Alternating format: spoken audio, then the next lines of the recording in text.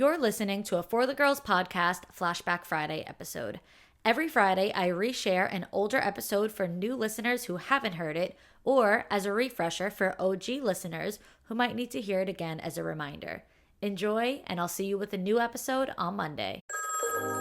Settling is not an option for me. Everything I desire is already mine. What if you can have it all? Because every day is for the girls. Hello. Welcome back to another episode of For the Girls. I'm your host, Victoria Alario.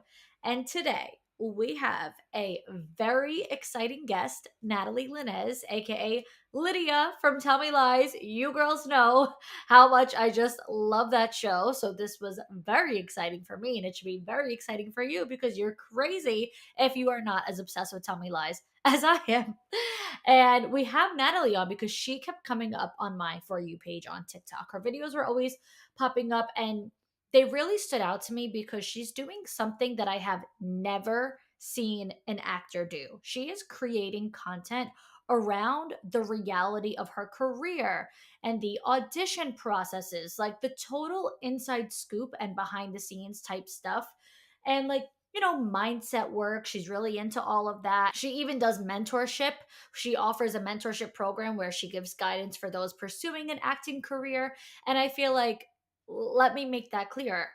That's not acting coaching, Like I feel like we've heard about acting coaches so many times, but not ever acting mentorship in regards to how to navigate the career and going through the trials and tribulations and the ups and downs. And not to mention, yes, we do hear about acting coaches, but said coaches are always people who don't actually act. They're not people that you see on TV.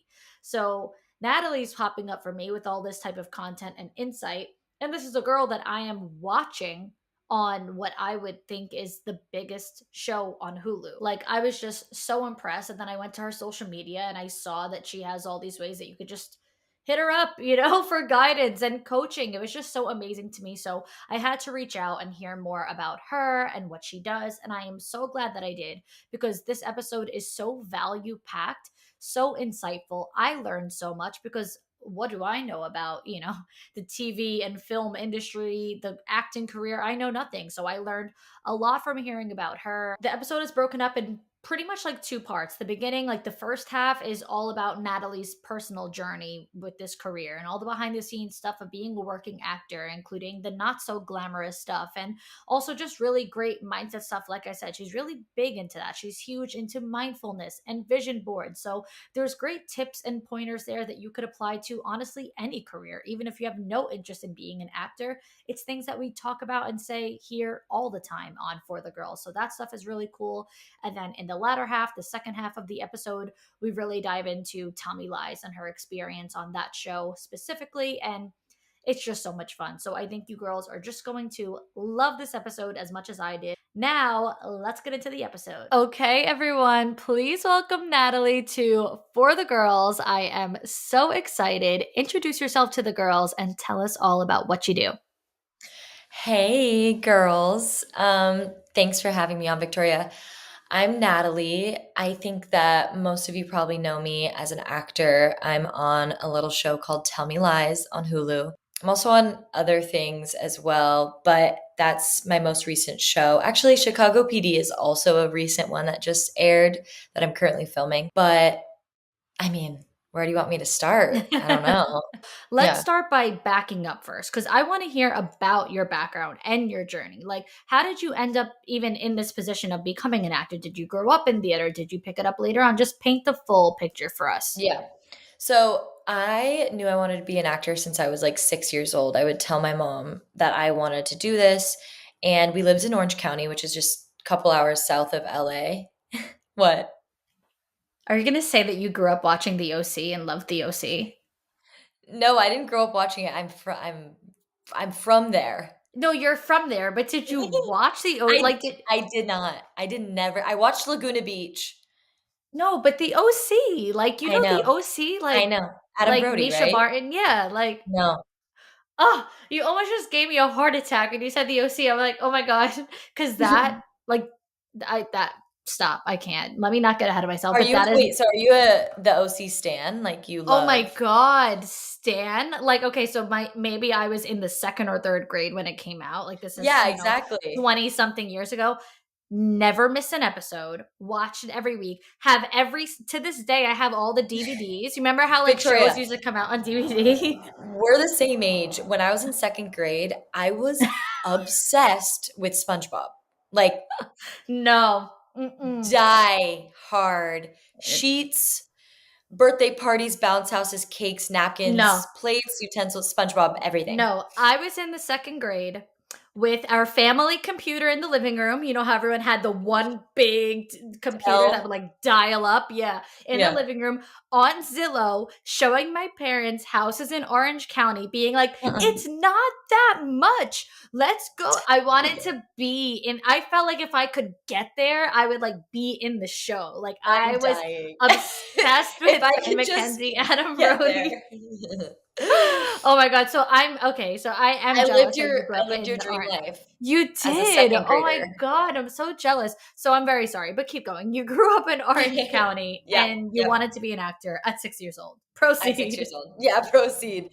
I had never seen the OC, but I don't know what it was. So I knew once I got older and stuff and was watching Disney Channel, I was really drawn to like what they were doing on there. You know, I'm like, what is this? I want to do this. Selena Gomez, Wizards of Waverly Place, Hannah Montana, Switched at Birth, Pretty Little Liars, like whatever I need to do to get there, I will do it one day. But I didn't know how because my mom like was super supportive verbally, but she wasn't a stage mom. Like she wasn't going to drive me 2 hours to LA for a 2 minute audition.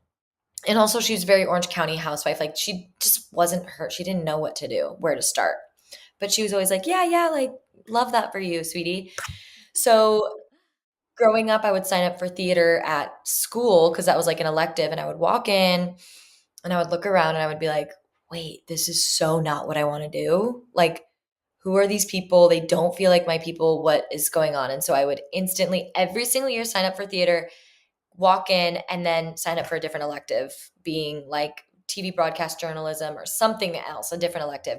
And I was like, why is this happening? Like, I know I want to act. So I graduated high school at 17, junior year, because I took the GED, graduated a year early to get out of high school due to like so much bullying and stuff. And I was like, I know I like was kind of an old soul. I knew that that high school wasn't life. You know what I mean? I was like, I want to get out of here. I already know what I want to do with my life. So graduated and then I still had to stay in Orange County because I didn't have enough money to like move yet to LA. So I worked as a bagger at Albertsons. Do you guys have What is that, a Albertsons? grocery store? Yeah, grocery Okay, store. no, we don't have it, but I assumed, yeah. Yes. From like 16 to 18. And then I worked as a server at Buffalo Wild Wings. And during that time, I signed up for a community college during the day because I did love school. I just didn't love high school. And there was an acting for TV and film class, which I'm speaking at next week, actually, um, with Maria Mayenzet, she used to be in soap operas, but she was a TV and film star. And so I walk into this class and we're reading scripts and we're working with cameras. We're working with the director class doing scenes. And I'm like, oh my God, here's the thing that I want to do. Like, this is the thing. It's not theater, reading plays. I've honestly, like, I haven't read that. I've maybe read two plays. Whereas I think a lot of actors, like, theater is fucking amazing and I love going to watch plays and I lived in New York for a year and I saw Wicked for the first time and I saw brilliant Broadway shows, but it's just not what I wanted to do. And I quickly learned that they were very different and it was okay because I like felt shame for a while of like, ooh, why don't I like this theater thing? Why aren't I a theater kid? And then I just owned it and I was like, no, TV and film is different. It's way more intimate with the camera versus a huge audience. And so I kind of just instantly fell into that and never ended up doing anything theater based. And I took that class with Maria and saved up from doing some working at Buffalo Wild Wings, as well as I did e-commerce modeling, which I buried and never talk about, but I did like 3 years of modeling. I would email companies when I was like 19 and be like, hey, here's my height and my weight and a couple photos of me. Because no modeling agency would sign me because I'm 5'6" and honestly not even like that much of a model look. And I would email agencies to try to get signed and like no one would see me. I went to every single open call, never got signed. So for extra money, I would email clothing companies and be like, hey, I'll come like model your clothes. And my first rate was $25 an hour. And then I would like bump it to 30. And then I became a fit model for this one brand and at 30 an hour. And I did that for a while. Anyways, I saved up $5,000 or 3,000. I forget the number, 3 or 5,000 and moved to LA at 20. And that money went in 1 month, literally, because I got so many parking tickets. And because I didn't know how to read the Los Angeles parking signs, and got a restaurant job, hosted at night, um, went on auditions during the day. And at 23, so 3 years after I moved to LA, about 5 years after I really started pursuing acting, I booked my first role. And I saw you talk about this on TikTok where you said it took that, 4 to 5 year time span, which was 320 auditions before you booked your first role. So what is that like? What does that do to a person? I mean, not even that, just how did you even stick with it? 320 auditions, 320 no's until you finally got the yes. What is that experience like? Yeah. I think this tunnel vision on a goal, right? Like I knew there was nothing else I wanted to do. And little things throughout the years would keep me up, like booking a little commercial or like a non union job or something like that. But there definitely was a point where I was auditioning so much and like getting callbacks, but I didn't even get a lot of callbacks. I think it's important for people to hear this. They think like, they're auditioning for so long, but they don't get many callbacks. Like that was me too. I would maybe get a callback, maybe get close, be one of the two girls. But for the most part, it was a lot of like silence. I think I always go back to my representation, which is an agent and a manager. And I think I got really lucky in the beginning. I did get dropped a few times and I had to let people go, but it was early on that I found my like dream team. And they were really supportive and they saw my potential. And so they gave me a lot of like confidence and I was able to call them and, be like feeling sad or whatever. And they would kind of fill me with hope. I think hope is a really interesting word that has carried me through the last 10 years. Like I never lost it. I continued to have this drive that it was going to happen eventually. But yeah, I mean, it doesn't take away the downtimes of like not booking for that many years. And I think just little wins got me through it. And then once I got the big win, I was like, okay, I know that I can do this. It gave me so much confidence when I booked that first TV role of like, okay, I'm not crazy. Because to actually book a network television show, so many people have to approve your audition and stuff that I was like, okay, like 30 people just saw my tape. It was an in-person audition, but they'll send that tape up to network that they film you with in the audition. They approved it. So like I know that I'm here for a reason at that point. Right. Right. It wasn't just like someone liked your face and they're like, okay, cool. Like it was Yeah. a whole process, which is, I would say that's probably super validating for an actor to know, just to get that single yes is like, okay, I'm on the right track. I want to ask you because you bring up the agents and whatnot.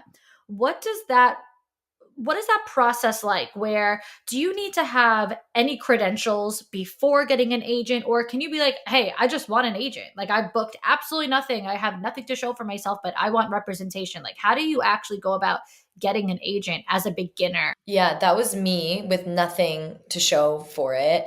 Times have changed a lot in 2024 than they were in 2017 when I started pursuing it. So, when I started pursuing it, there was a lot more projects being cast. Now, even though there's so much more content, it's very saturated. So, there's less roles that are going into the breakdowns for agents and managers to pitch you on. When I first started out, I was going out for leads and shows all the time auditioning. This year, I can count on two hands how many I've gone on. So times have just changed in general with AI and the mergers of companies, and Paramount Plus TV division just shut down. Like, there's just so many business and political things that go into it that us as artists don't ever look at or become aware of. I just so happen to have a boyfriend who is like very interested in all of that and like lets me know certain things. And I'm like, oh, that's why I'm getting so little auditions this year. You know, it's not just like we're all doomed and the industry hates me. It's like there's just so much behind the scenes that we have no idea about. So back then I was lucky that it was that time where I was able to get signed. However, these days what I tell my clients, because I mentor actors, is we go through this whole stage of like, depending on where you're at, but let's say you're beginner, right? The first thing I need you to do is like sign up for a local acting class just to get familiar with verbiage, what people are talking about that week, what your fellow actors are going through, reading scenes, reading lines out loud. Like, boom, get into an acting class. You'll meet a lot of people. You'll get a lot of questions answered that way. Then I need you to understand yourself as a human being, because what type of roles do you want to play? What can you play well, right? A lot of actors are like, especially actors that are less seasoned, and I am not a seasoned actor. I will always be growing and like getting better. I am very new in the grand scheme of things, but um you want to hone in on something that you're good at, especially if you want to try to get repped. Because if you, as an actor, you know, we all say like, well, I'm an actor, I can play anything, I can play everything, and I don't want to be put in a box. Well, you should be put in a box. You should at least be put in 10 boxes versus like 10,000, right? Because that is putting yourself on a platter to an agent and a manager and being like, hey, like, here's my niche, here's my type. Talk about business, you know, you want to niche down, you want to like, and it's not going to limit us. It's going to actually broaden us. And then we'll be able to get our foot in the door so we can have future opportunities and then start really using the other like abilities we have, I guess. But unfortunately, agents and managers and even sometimes casting directors aren't that creative. So they're not able to look at us and be like, oh, yeah, I can see you as a Marvel superhero. You have to really tell them, like, here's my quote type. So for Yeah. me back then, I knew exactly. I was like, I am your quintessential Vampire Diary, Lucy Hale, Nina Dobrev. Like, you know, I'm like, put me in that young adult CW box all day, mysterious young adult. Maybe it was a novel, you know, put me in that ensemble. And they saw it too. So, right, it's a little bit easier to kind of fall in line and agree when they're like, oh, got it. Young, mysterious, someone died in the town. Am I the bad villain? Am I not? You know, what's going on? So, that was me then. Now it's different. Like, now I'm like Ana de Armas, 007. You know, that's like what I want to be playing. Wonder Woman, Gal Gadot vibes. So the next step I'll tell them to after the acting classes, I send them like a self-discovery worksheet, and I'm like, okay, light a candle, get some tea, sit down, and it's it's based on acting. So it's like, list your 5 favorite TV shows. What characters are you drawn to? Which characters do you see yourself as? Text 3 friends, ask them, hey, is there a character, an actor, a show that I remind you of? Like, how do people perceive you? You know, digging into being very specific so that when you do have that meeting with an agent or a manager, you have something to talk about. and bring to the table versus like, yeah, Hulu, that yeah, I want to be on it. Yeah, so does everybody else. You know what I mean? So figuring out your thing. And then you get into your materials, which is your headshot, your resume, and your reel, which are essential in this start of becoming an actor, unless you're a Nepo baby. You need a great headshot. You need footage of you acting. Back in the day, you needed like real footage, and that was the tricky thing where it's like, well, where do I start? I've never acted before. I don't have a reel. Now you can put yourself on tape on a blue backdrop because our tapes are going so far now to network that agents and managers are used to watching tapes and seeing talent through that lens. So finding a scene that you think that you can really like thrive in and putting yourself on tape for that. And resume, if you don't have anything, you just need to, I send you a template and you just need to fill out what you can. Then you take that and you send it to agents and managers. And there's like a whole method there that I teach within my mentorship sessions. Wow. It's so intricate. I also you brought up a really good point when you said how times have changed as far as like, casting, but then you also just a couple seconds ago brought up the whole nepotism thing. So would you say that that's a big reason too why there's not as much casting, because people just casting or directors or whatever, just they know already who they want for the role. I feel like there's a lot more creating roles around the person they want rather than just Yeah. creating a role and like seeking a person for it, right? Yeah. Yeah. Well, I think there's definitely that case going on. But nepotism is, that's like family, right? Is that the definition? Like Yeah, family. like you're It's, like a nepo baby. So yeah, like like, someone in the, Haley Bieber, whatever. I was gonna say exactly. Baldwin. Like she's a nepo baby. So yes, there's gonna be cases like that. Like I know Dakota Johnson is kind of known as one. Her dad I is very named someone who is famous. not even an actor. Sorry, that was a bad example. But No, yeah, no, no, no. yeah, Dakota No, Haley Johnson, Bieber is a perfect. good, Yeah. she's definitely, Haley Bieber has definitively gotten opportunities because of her family. Right. Right. Now, but here's the thing I say to that, because people also ask me about networking, and I think both of these can go hand in hand. So like networking as an actor and nepotism as, okay, nepotism, sure, you are going to get more opportunities because your dad's the director, whatever. But at the end of the day, remember what I talked about earlier, there's so many cooks in the kitchen. So like to be the lead in a show or at least a series regular top 10, top 8, that you still need to get approved by so many people or else the show's not going to work. There's a lot more money going into it than just like, oh yeah, that's your friend, or you guys met at a party and mingled all night. Oh, you think she's hot? That's cool.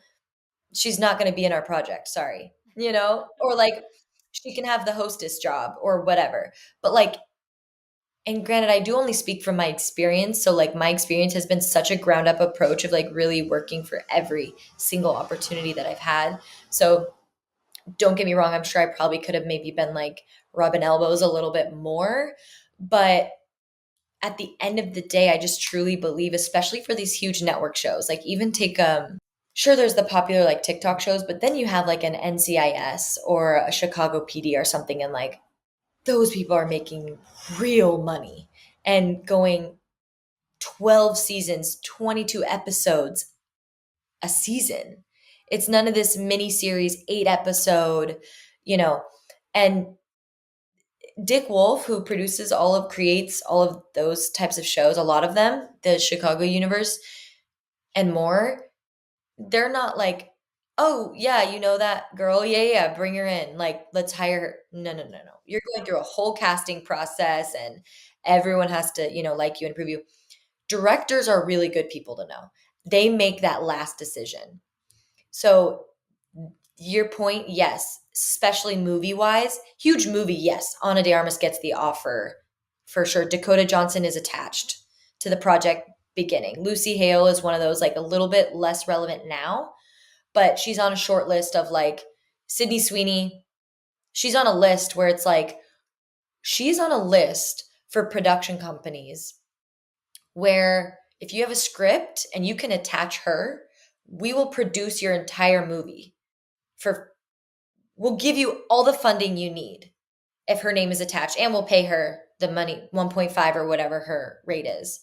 So there is that, but Sydney Sweeney worked her ass all the way up to that Mhm. position. Mhm. Yeah. Um, yeah. Is that your goal, like, to be that, like, do you want to be like a movie star? Or I don't really know because I'm not in the industry, like what the difference per se to go from TV to movie, but like, is that what you want?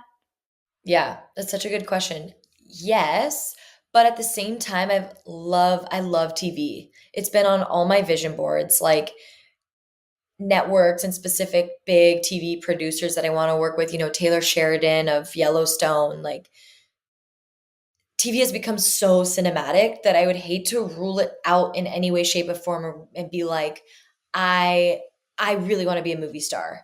You know what I mean? It's like, Yeah. kind of want 7 seasons of a dope ass show that I'm the lead of, you Yeah. know?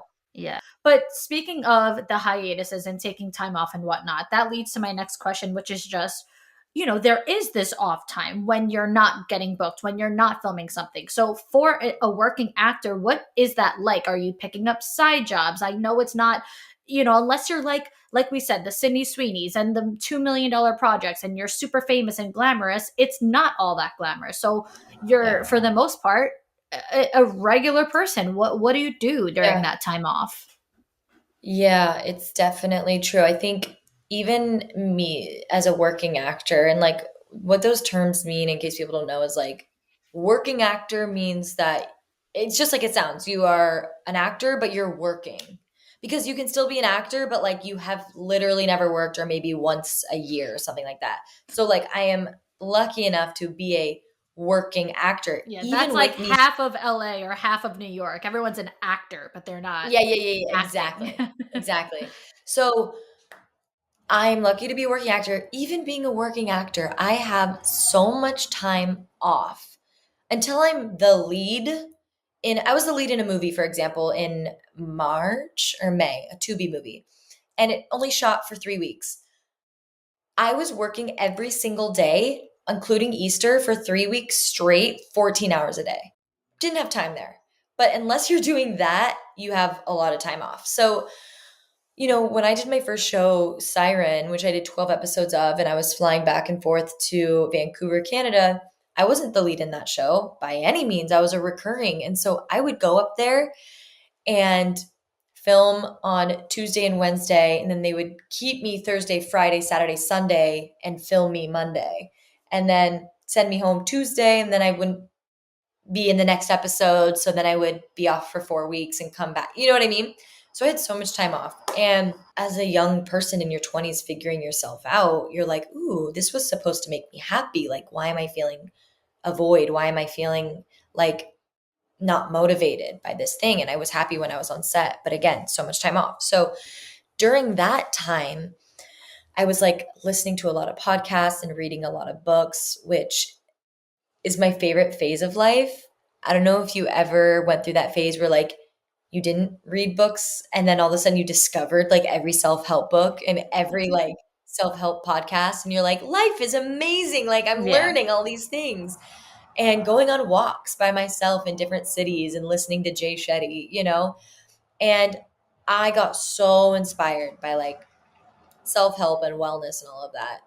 And I started hearing about how all of these and high performance habits. Like I was super into all of that. 5 a.m. Club is a wonderful book if someone hasn't read it, but by Robin Sharma. And I was seeing all these like high performers and these habits that they had. And one of them was a morning routine. And I was like, okay, what's this connection between like, you know, Kobe Bryant and Oprah Winfrey? They both have morning routines. What is this thing that's going on? So I started like creating my own and doing my own. And that really started this journey of creativity for me outside of acting, or for whoever's listening to this, outside of like your norm or that thing that isn't like sparking you. And acting definitely sparked me. It's just I wasn't doing it 300 days a year. I was doing it for like 20 at the time. So I needed something else. So what this quiet time in the morning did for me, this time and space that I created for my thoughts to come through and the universe to speak to me, it was so helpful and inspiring. And I got whispered so many different like ideas and things that would motivate me. And that's when I created my morning routine journal called Magic. And so after filming Siren, I didn't book for easily a year and a few months. And I had quit my job, my restaurant job, because I was making money commercially. I would book like a national commercial and make some good money, but I wasn't like thriving. You know what I mean? Like we were just barely getting by. And this year and a half off, no restaurant job, booked one commercial. So that shoots once a year. I had so much time, and started doing my morning routine. And I created the actual physical journal itself, which is the Magic Method. And Magic is an acronym that stands for meditation, affirmations, gratitude, intentions, and coffee. It was like this thing that I do every single morning. And I would write down, I would meditate for 5 to 10 minutes. Now I mostly read and like I'll do deep breaths and stuff, but I don't do guided meditations as much as I just don't go on my phone and make a coffee and read for 30 minutes, which to me is meditation in itself. And then so I've kind of changed the M to mindfulness.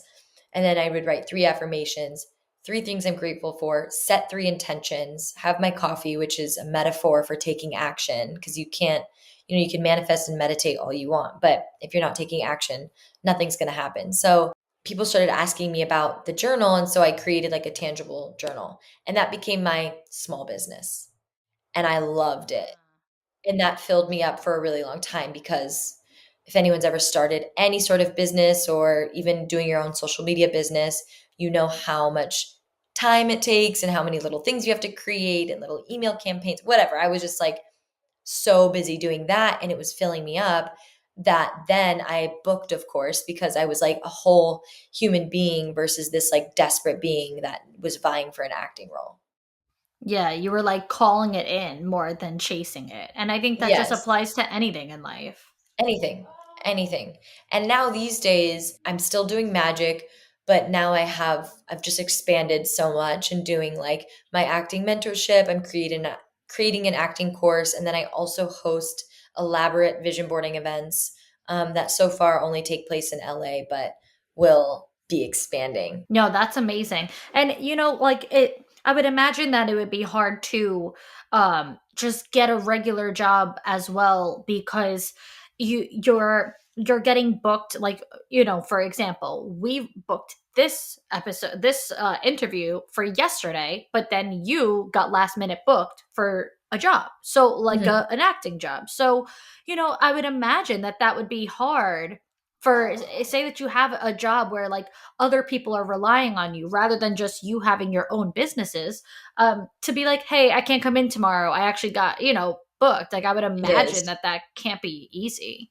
It is. Yeah, a lot of my clients are like, especially if they're in their 20s, they're like, first of all, what do I do like on the side, right? Like, where do I go? I don't want to be in corporate. Like, I didn't even maybe they did go to college, but they're like, what do I do?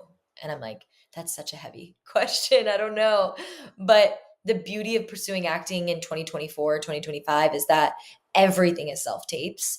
So you could pursue a job in acting and have a 9 to 5, 100%. It just depends on what that 9 to 5 is and how taxing that it is for you. But you can absolutely have a job and pursue it in this day and age with self tapes. It just might be stressful for you. Um, but for me, I don't know how people like function. You know what I mean? For me, like, I don't mind like hustling at a job and then having a tape due. But I also am not a single mom with a kid. So like everyone is going to have their own trials and tribulations. But it's kind of happy news. You can make it work pursuing a career in acting these days Yeah, yeah, for sure. while Oh, I working. can't wait to see you get like a big like I don't know, some big, big, big, massive role, and then like that's your thing. Like I'm so like, because now that like I got you, like I'm gonna be following along, like because now I know the inside. Like I don't really know anything about this. To me, it's like you're Lydia from Tell Me Lies. Of course, you're an actor. Like that's Yeah, just yeah, yeah, it. yeah. Like, and so it's like that's as Actors are someone. people too. We go Yeah. grocery shopping. No, I was kidding. That's so funny. But like, like for someone who's just watching, you think like, okay, someone is an actor. They're making $1 million.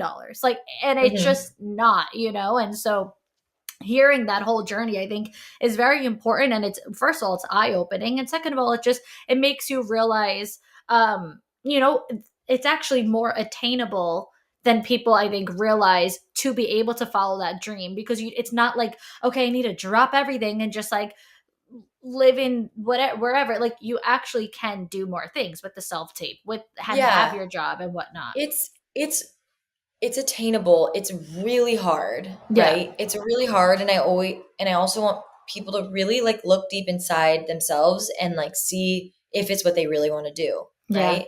It's not glamorous. It Mm-mm. is not glamorous. I act for free and I get paid to audition is what I say. You know what I mean? Like my day job is auditioning and being available for any and all auditions and putting my work into it. I have an audition right here that I have highlighted and taped, and I'm going to tape it later tonight, and I read the script and I memorized it and I took my notes.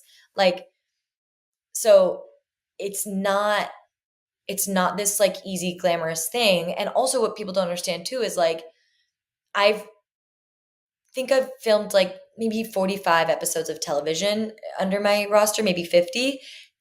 None of them have shot in Los Angeles. So think about all that travel. Atlanta, New York, it's wonderful. I love it. But I know so many people here in LA that are like, especially back in the day when I was younger and used to go out more, and I had model friends who wanted to quote act, and they'd be like, "Oh, but I have this audition, but I have a dog," and I'm like, "Uh, uh, "What are we doing?" Get rid of You the know what I dog. mean?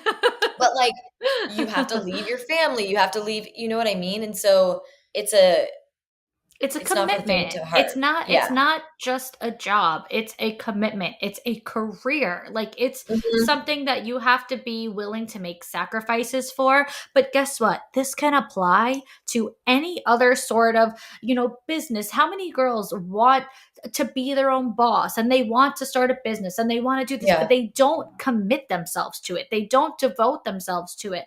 And when you start something like this, something that's can be extremely rewarding, whether it is acting or it is a business, something aside from just a standard 9 to 5 job, which could also be great because you could have benefits and a good pay and whatever. But aside from that, it requires sacrifice. It requires investments. It requires discipline. And it also requires your 100% passion to this thing.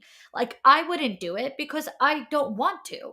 So, like, Mhm. for me, I could say, yeah, I love Tell Me Lies. I want to be on Tell Me Lies because I love that Mhm. show. But do I want to be an actor? Do I want to Yeah. travel and go through auditions? No. So if Yeah. I was getting denied and rejected left and right, I wouldn't stick it out because I don't have the passion for it. Someone like you who has gone through those 320 auditions and all that, you stuck it out because, like you said, you had that hope, you had that passion. Like this is what you saw yourself doing without a shadow of a doubt. And so I've talked about this. Everything you're saying is even if this is a different area, a different realm, because this is acting and we haven't talked about that specifically on this show, it's nothing different than what I've talked about with any other entrepreneur, anyone else That's who true. does their Yeah, it's passion project. entrepreneurship. Yeah, like it is. Even content creation. All the girls want to be an influencer, but they don't want to post every day. Like, I'm sorry, this is what has to get done if you want to reap the benefits of the career that you claim you want. It's that Yeah, simple. it is. And I think that if you are struggling with what that passion is, because I know there's so many things out there these days and things get so confusing, honestly. You just see you can ingest so much content in 25 seconds. And so that's why what I said earlier about like creating the time and space for you where like the phone is away, everything is away, distractions, and you just like make a coffee and light a candle and you can just either sit, or reading is great too. Like I don't find that as a distraction. I think I get really inspired when I read, especially if it's something on the self-help or psychology, anything like that, my mind, entrepreneurship, my mind starts to really expand. So like go on a nature walk. Like the science behind walking outside in nature is incredible. So if you're feeling lost or like you don't know what that thing is, or maybe you have been pursuing something like acting, entrepreneurship, influencing, and it's been years or you're not enjoying the process, take a step back and really look at what it is that you're doing and seeing if it's making you happy and if you can pivot in a way. Another tool that I love, love, love doing that I don't think is used enough is writing things down. Like not journaling, you don't have to stream of conscious journal, you don't have to date it, but like, dude, the amount of journals I have around the house or notebooks, call them, with to-do lists of like getting it, I like to call it a whiteboard, getting it out on some people hire life coaches and business coaches to just blurt out their to-dos and dreams and everything so that the life coach can like take notes and then say it back to you. So like if you can get something out and start writing, like, okay, for me, for vision boarding events like that I host that are quite elaborate and a lot to do, and like people get so analysis paralysis. Where do I start on this endeavor? What do you need to do? What are the steps, the little steps before the big thing, before the big screen, right? What are the little, oh, I need to sign up for an acting class. What is the to do under that? Google acting classes near me. Oh, I want to start a journal company. When I started Magic, people are like, how did you print those? How did you do it? Like, what? How do you even come up? Okay, well, first let's come up with the idea. Okay, I want cute notebooks. Great. Let's think about the designs in a second. I know I'm super creative. Let me put that on the back burner. How do I even do this?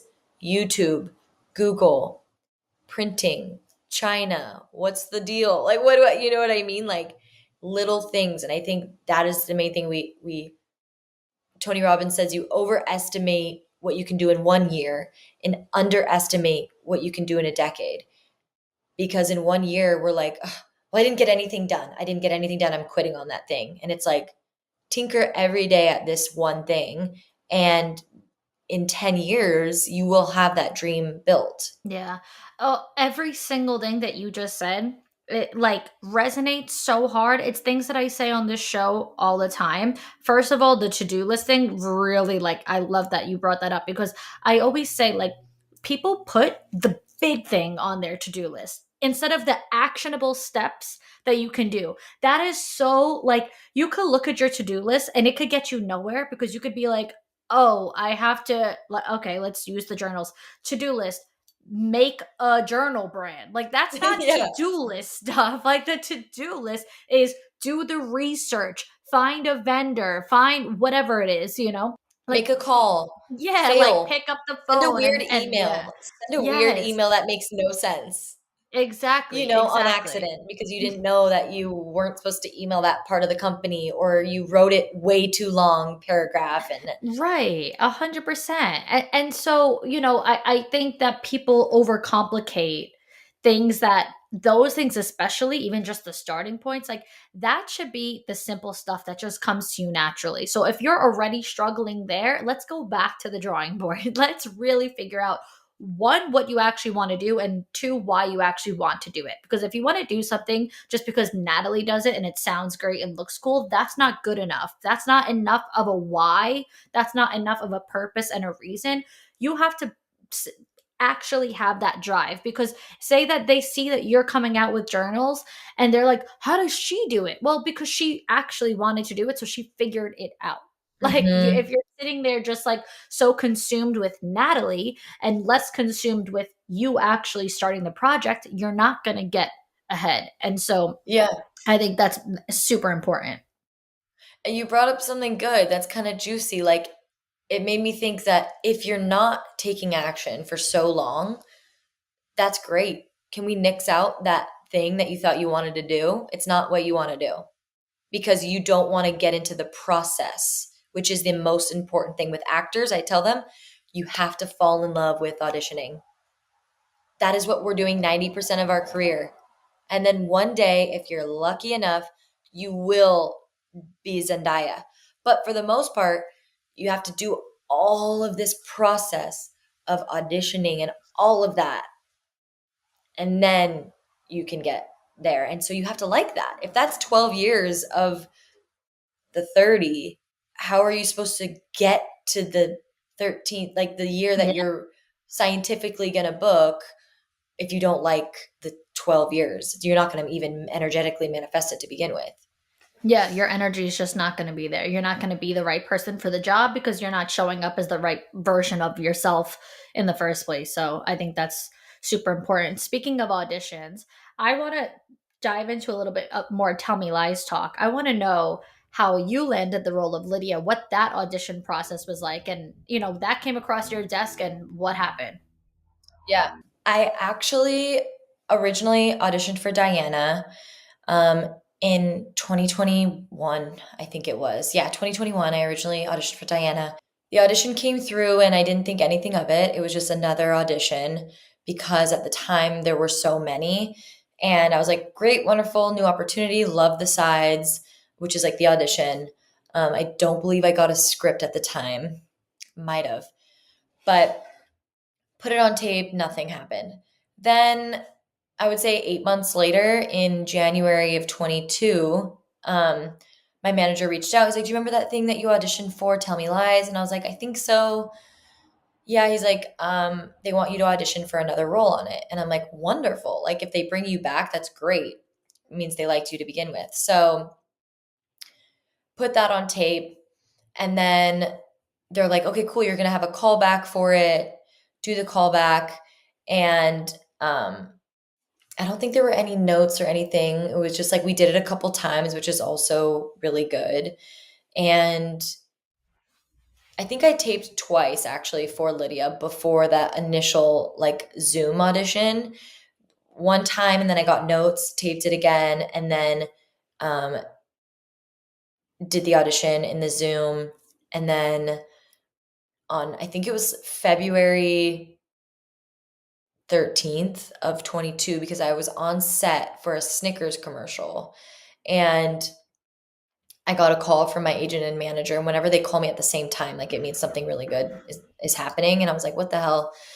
So they called me and they're like, you booked Tell Me Lies and you're going to Atlanta tomorrow for 3 weeks to film like the first episode. And I was like, holy shit. I was over the moon. Wow, that's so exciting. Like finding out that you're going tomorrow, does that ever like freak you out or you're like just I'm ready to go? I'm ready to go. I'm used to it. It is my full-time job. So it's great because it is my full-time job. Anytime that something comes up, I'm ready to go. Like I booked Chicago PD, I would say a month and a half ago. And the next day I had to get on a plane. Booked it on Thursday at like 11 a.m., had to be on a 6 a.m. Friday flight. So I was picked up by the car sent by production at 3:15 a.m. Yeah, so you're because not even a full 24 hours. not even a full 24 hours. Went there, went straight to a fitting and makeup test in Chicago. That was Friday. And then Saturday and Sunday, you have off. And then I started filming on Monday. And, like, for example, the other thing is, let's say, like, for example, I'm going back to Chicago, right? So those dates are like booked out for me. So it's as if you have a job and, like, I cannot work on those dates. I'm contractually bound to like those dates that they are already booked me on, which is like November 25th to December 12th or whatever. I can't audition for things during that time in case I book it. You know what I mean? So that's the only part where it gets jobby, where I'm like, oh, I can't work these days. But for the most part, Right. you audition, you book, and you're able to do it.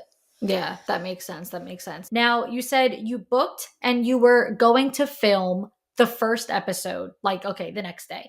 Now, that first episode showed the future and the past. So, when you were filming that first episode, did you know that you were going to be engaged to Steven at the end, or were you just in the past?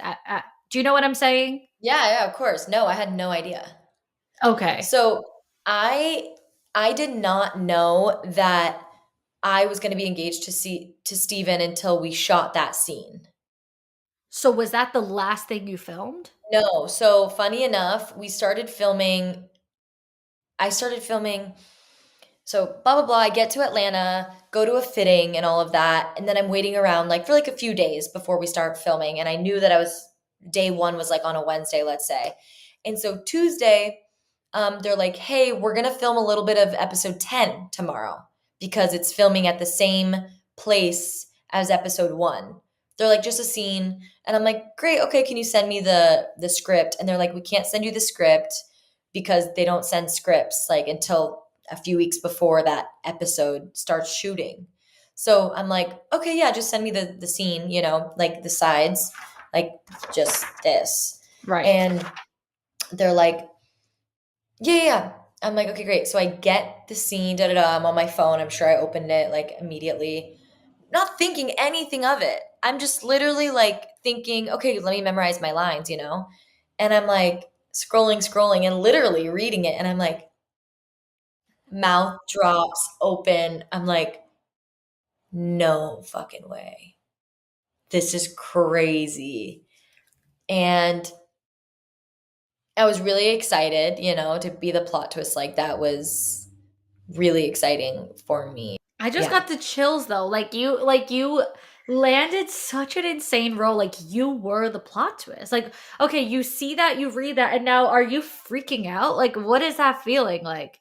The feeling is excitement. I'm like I was just really excited. I was like, like you said, as an actor who's just really been trying for so many years and has booked, I'm on currently a great show.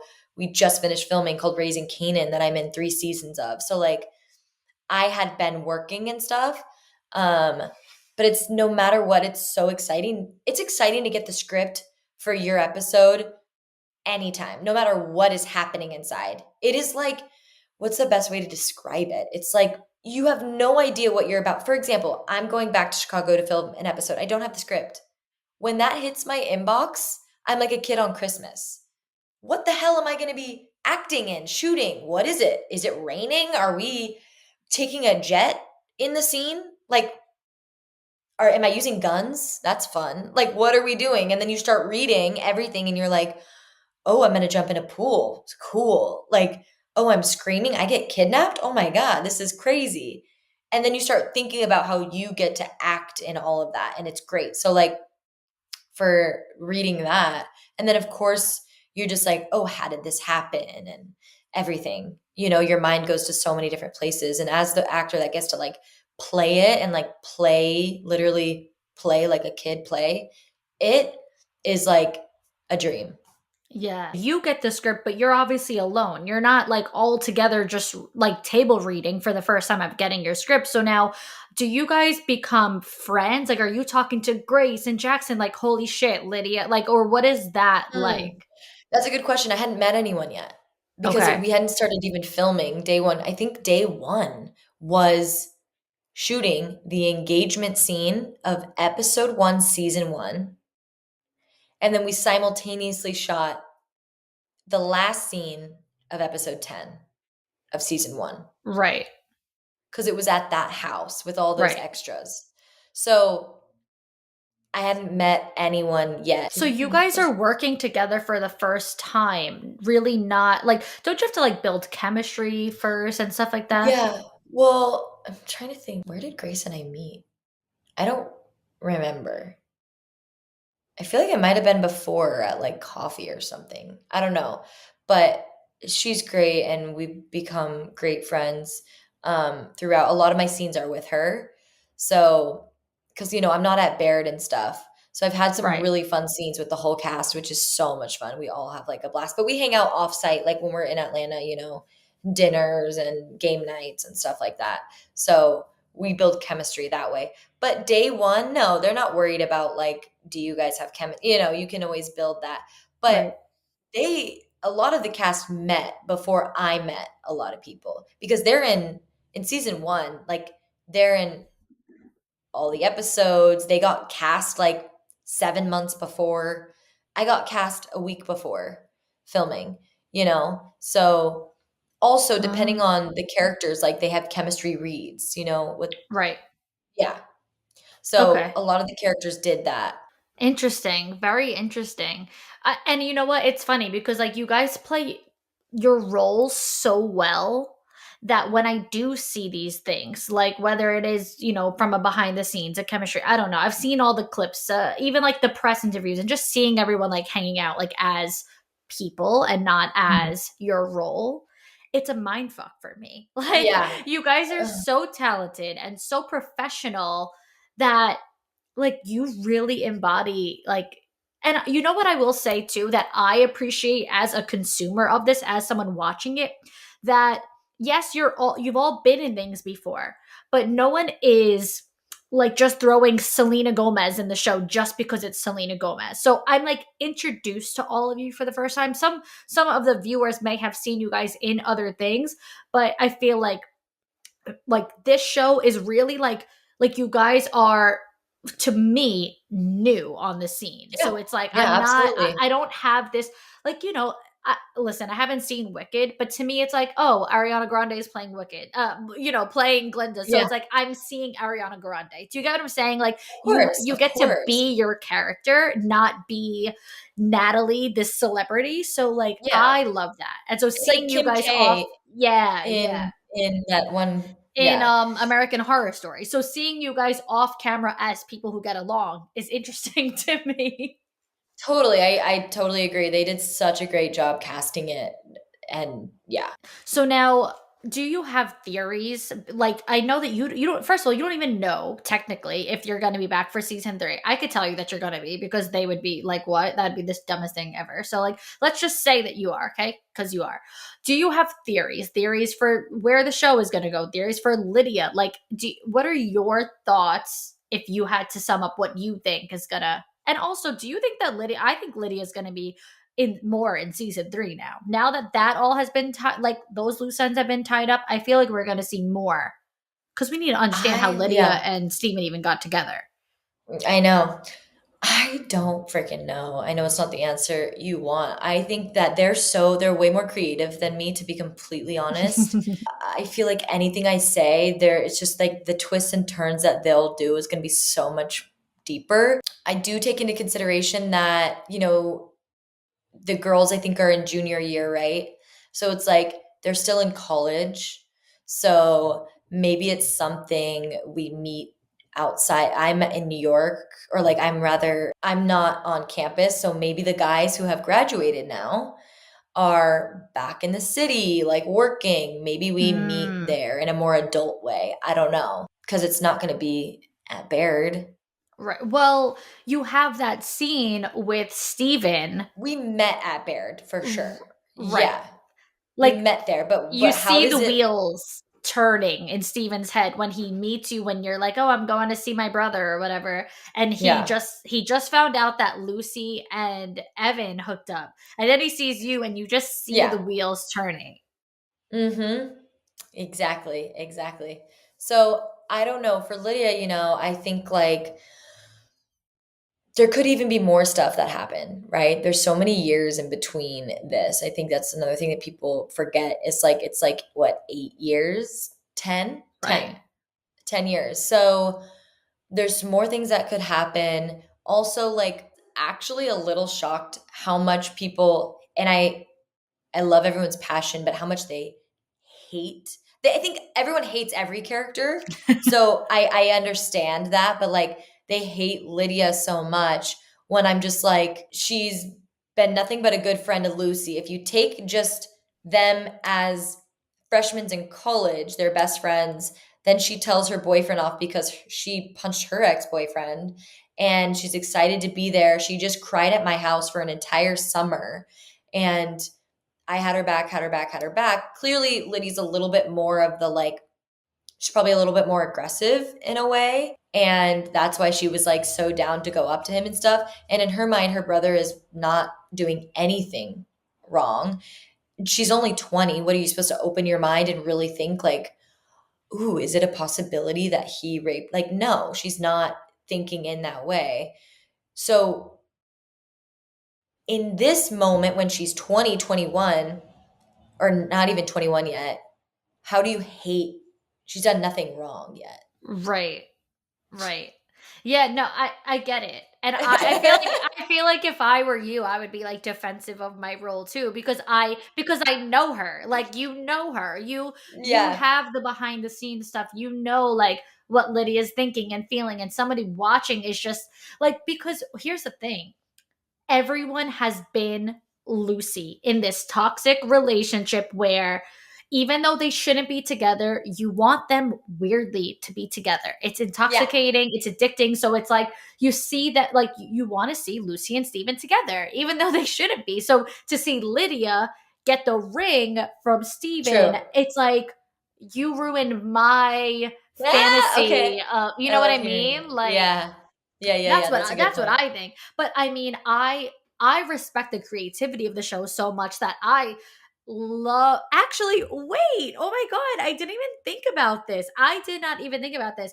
I have a video. I won't be able to find it right now, but I have a video. So I got my boyfriend to watch Tell Me Lies. So I watched Tell Me Lies 2022, season 1 before I even met my boyfriend. And then, it came back now season 2, 2024, and I was like starting to watch episode 1, episode 2, and I'm like, fuck, I gotta, my boyfriend has to watch this with me. So I got him to watch.